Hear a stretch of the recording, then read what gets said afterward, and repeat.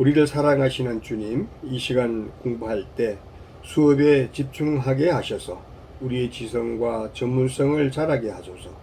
어떤 상황에도 정직하며 정도를 지키는 당당한 학생이 되길 원하며 장래를 위해 1분 1초를 아끼는 현명한 학생이 되게 하소서. 교수자로서 최선을 다해 가르치며 섬기게 하소서. 예수님의 이름으로 기도합니다. 아멘. 자, 이번에는 디자인 방법론 6장에서 세 번째 발상을 돕는 유틸리티에 대해서 말씀을 드리도록 하겠습니다.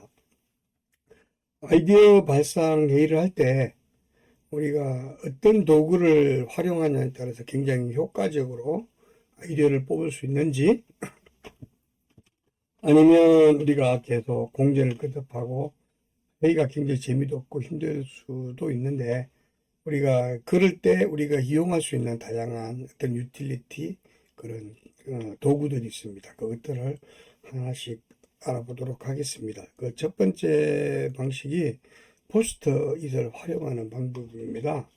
이 포스트잇은 여러분들 뭐 잘 아시겠지만 이런 그죠? 이런 포스트잇을 색깔별로 그죠? 색깔별로 이렇게 그죠? 이렇게 할 수 있습니다.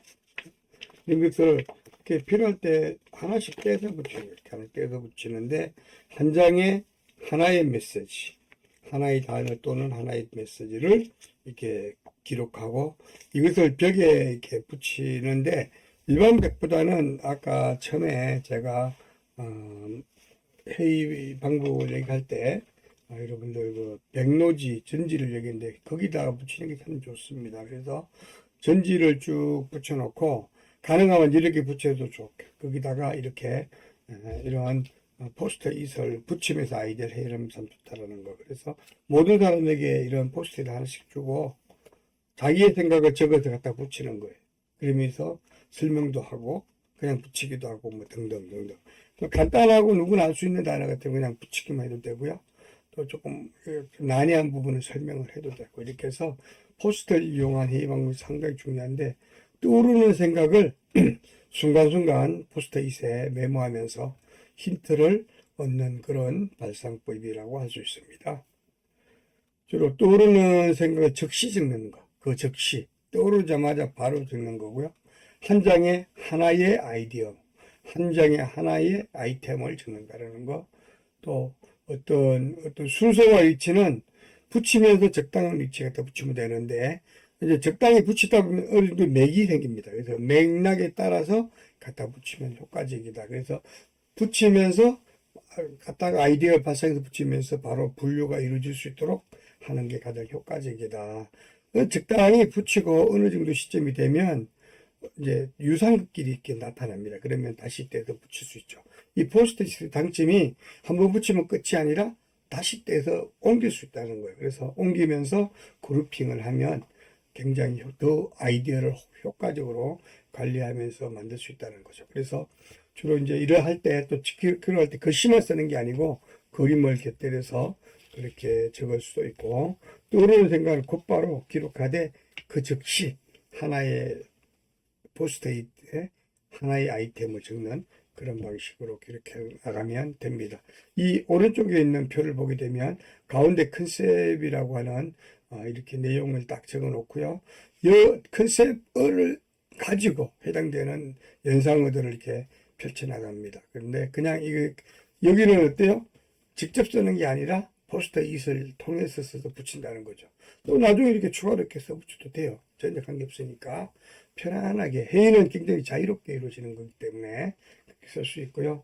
자, 이번에는 포스트잇을 이렇게 처음부터 이렇게 단락단락 그룹핑해서 아예 쭉 아래로 붙여나가는 방식입니다. 그래서 위에다가 이제 어느 정도 하다 보면 방향이 잡히면 위에다가 주제어를 하나씩 써주면 좋겠죠. 이렇게 해서 한눈에 보고 쉽게 알 수 있도록 칠판이나 벽면에 포스트잇을 붙이면서 그룹핑하는 방식이라고 할 수 있습니다. 이렇게 아이디어가 쌓이면 특성과 패턴에 따라서 이렇게 딱딱 이렇게 분류하면서 연상되는 아이디어를 추가해 나갈 수 있고, 또 여기에 해당되지 않는 새로운 아이템이 나오게 되면 또 하나의 다른 그룹핑을 추가해서 나가면 됩니다. 이렇게 해서 계속적으로 이렇게 그룹핑해 나가면서 새끼를 쳐 나가면서 확장시키는 방법이 포스트잇을 활용해서 회의하는 방법이다라고 말할 수 있습니다. 자, 두 번째 회의 유틸리티는 만다라트라고 하는 도구입니다. 바로 보여주는 이 도구가 되겠는데, 자, 이 만다라트라는 도구는 일본의 이미이즈미 히로아키라는 사람이 발상법을 개발한 그런 방법인데요. 이 만다라고 하는 부분과 플러스 아트에서 유래되었다고 합니다. 흩어진 생각들을 모아서 아이디어 힌트로 활용하는 발상법이고, 주로 이렇게 함으로 해서 목적을 달성하는 기술에 해당된다고 볼 수가 있습니다. 이 만다라트의 효과는 간단한 포맷에서 아이디어가 폭발하게 되는데, 머릿속에 있는 아이디어 힌트를 간단한 포맷을 통해 놀랄 만큼 다양하게 걸어낼 수 있는 그런 방법이라고 할 수 있겠습니다. 팀원들의 숫자만큼 많은 아이디어가 속출하는 방법입니다. 한 테이블에 펼쳐진 소스들이 쉽게 아이디어로 숙성될 수 있습니다. 펼쳐진 아이디어의 다채로운 조합의 묘미를 느낄 수 있는 그런 방법이라고 할 수 있겠습니다. 자, 이 그림에서 보는 바와 같이 하나의 종이를 가로 두 줄, 세로 두 줄 꺾게 되면 이렇게 여기 9개의 칸이 만들어지고요. 그렇게 되면 이 가운데 칸에 주제어를 적어 놓고 이 주제어와 연상되는 단어들을 돌아가며 적는 겁니다. 8개가 나오죠, 이렇게. 그래서 9칸을 나누어서 한가운데 주제어를 적고 주변 주제어와 연결된 단어를 돌아가면서 적고 이렇게 탄생한 8개 아이템 중 유망한 것들을 선택해서 더욱더 확장시켜 나가는 방법이다. 이렇게 해석이 됩니다. 그럼 구체적으로 한번 보도록 할게요. 주로 이제 흩어진 생각을 만다라트로 모으고 체계적으로 해석하면서 발상의 포인트를 찾는 방법이다. 그런데 자, 이제 갤럭시라고 하는 스마트폰을 가지고 한번 만다라트를 한번 분석해 보도록 하겠습니다. 그래서 스마트폰이라는 갤럭시 노트라고 하는 것을 딱 가지고 생각나는 단어, 연상 단어를 한번 적어봤습니다. 그랬더니 문자 기능이라든가 통화 기능이 있고 음성 셀카 기능이 있고 인터넷이 지원되고요. 아이디어 뱅크로서의 역할을 하게 되고 게임 기능을 갖고 있고 세련된 디자인을 갖고 있고 기주국이 매우 많다라는 걸 뽑아냈다는 거죠. 그래서 이렇게 뽑은 것을 가지고 다시 확장을 시키는데 자 이번에 그 중에서 여기 뽑았던 것 중에 음성 셀카를 이용해서 뽑은 사례를 보여주고 있죠.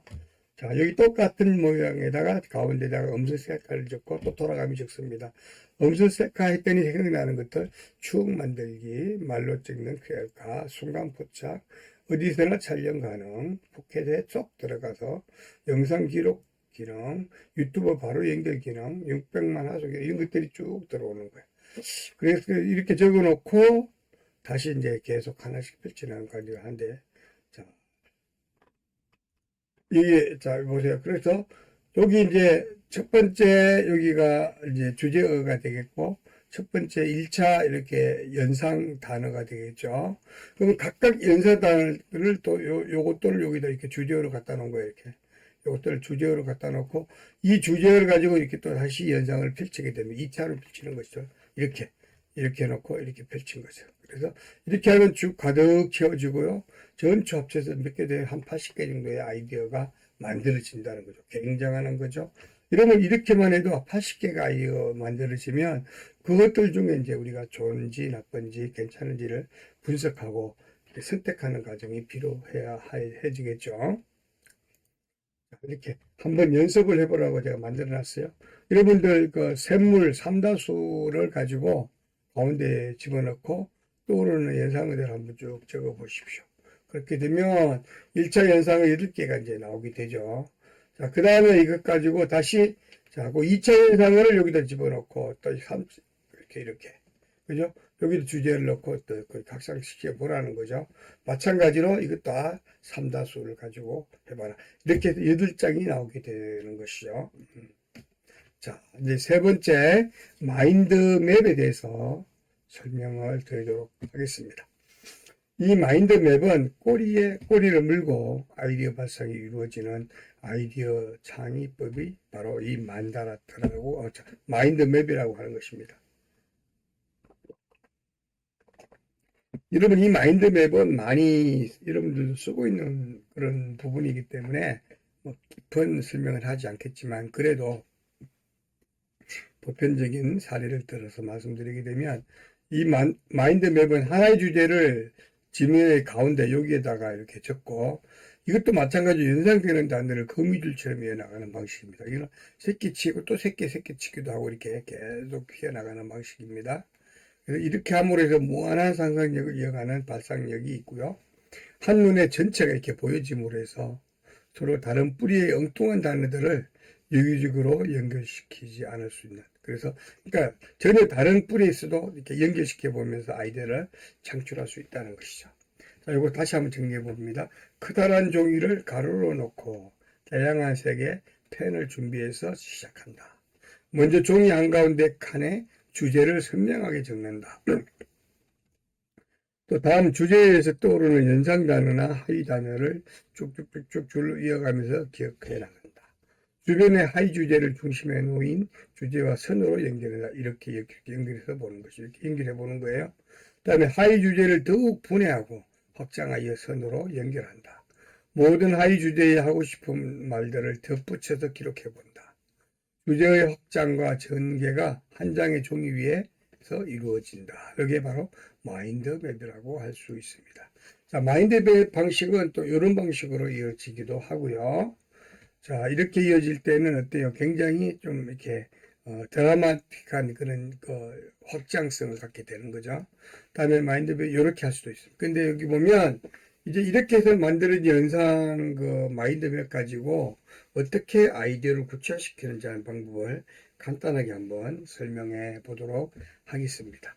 자, 일단 여기 이제 헌혈이라는 것과 쭉 해서 여기 보면 여기 자발적이라고 하는 것을 한번 눈에 띄어서 이렇게 연결해 봤습니다. 연결해보고 아이디어가 됩니다. 그래서 이렇게 연결하니까 자발적인 헌혈의 가치에 대한 어떤 메시지가 떠올랐습니다. 그래서 스스로 알아서 헌혈하는 사람의 마음의 가치, 이런 어떤 표현이 되는 거예요. 그래서 요것을 발상의 씨앗으로 해서 연상을 이렇게 한번 이렇게 해석하면서 아이디어를 이제 구성했더니 컨셉은 대한민국 100% 예스맨에 대한 이름으로 나왔습니다. 그래서 자발적 헌혈에 대한 의식을 높이기 위한 전략으로 예스 또는 노의 선택으로 가치를 높일 수 있음을 보여주는 그런 특징이다.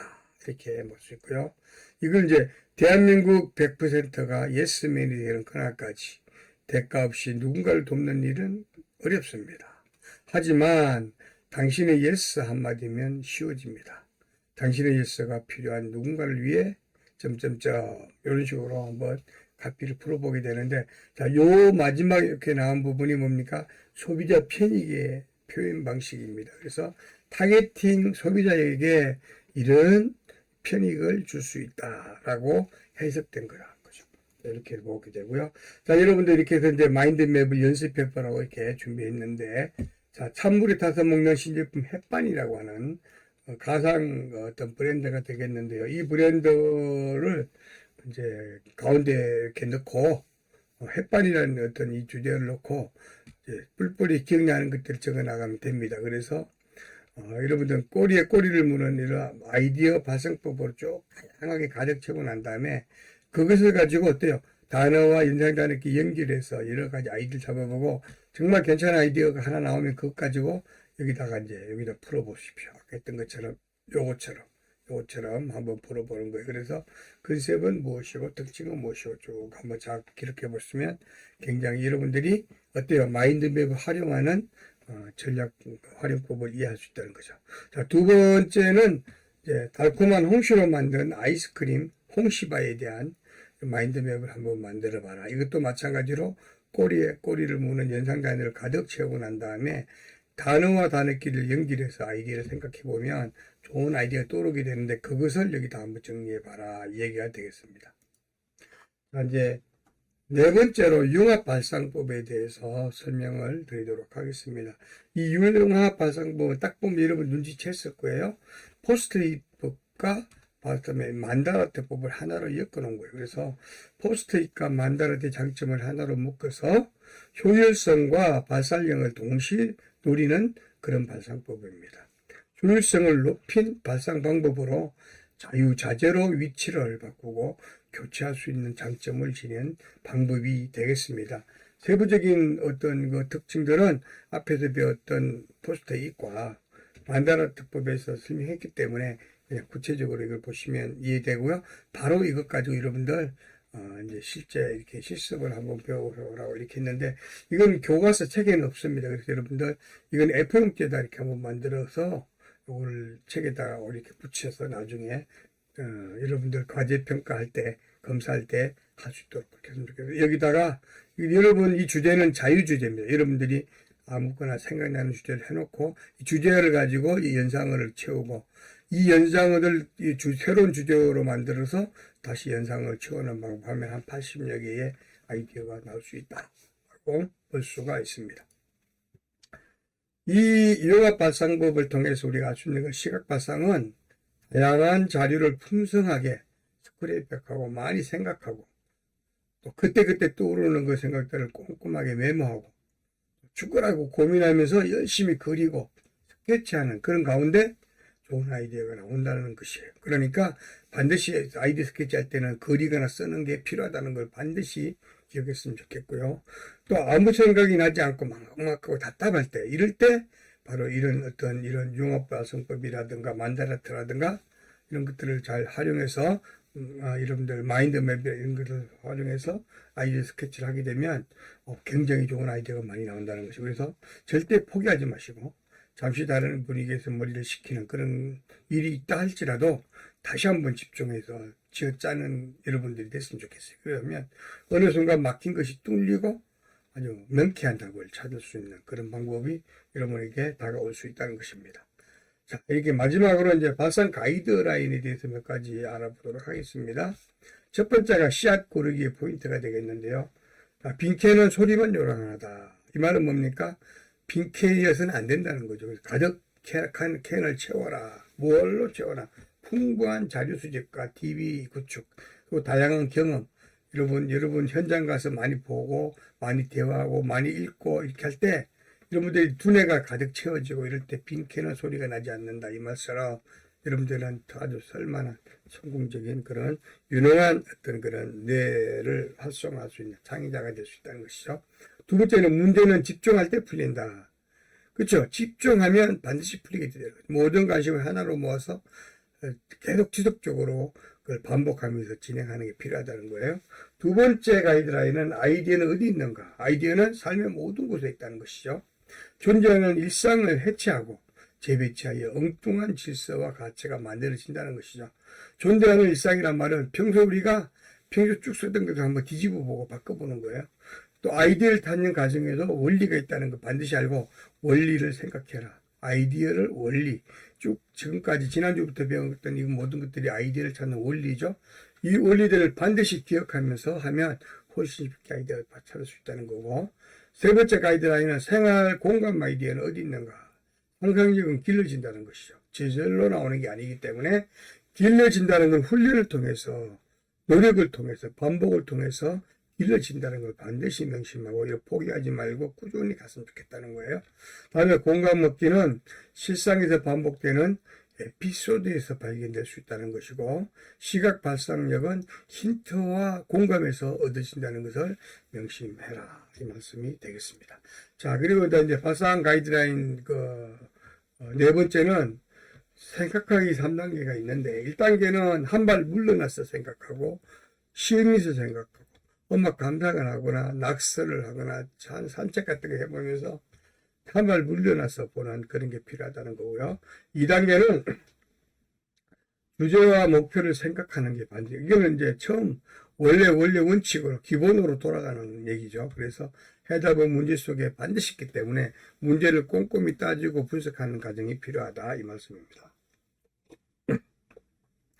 세 번째 3단계는 힌트를 찾아내는데 삶의 주변에서 힌트를 찾고 우리가 평소에 일어나는 그 공간 속에서 힌트를 찾는 게 필요하고 그 힌트를 통해서 아이디어를 선출할 수 있다는 것입니다.